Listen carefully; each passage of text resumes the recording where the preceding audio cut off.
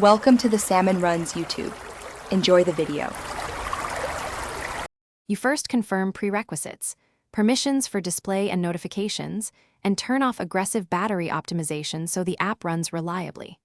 Once done, open the app and pick a clock face and widget layout. Tap Enable Always On. Make sure to allow overlay if prompted so elements show over the lock screen. You should see a preview. If it looks right, save the profile and move on to customizing behavior for power and notifications. Now you focus on detailed execution. Adjust brightness, timeout, and color profiles so the screen isn't too bright at night.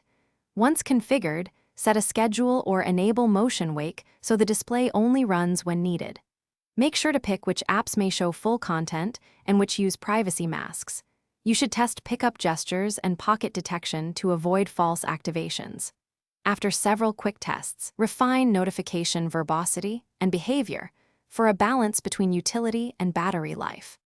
To finish, test the setup across scenarios: locked screen, while charging, on low battery, and during incoming calls to confirm behavior. Once satisfied, export or backup settings and enable auto start so the app persists after reboot.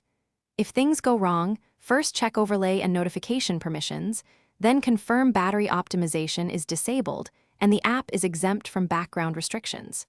If the display still fails, restart the device.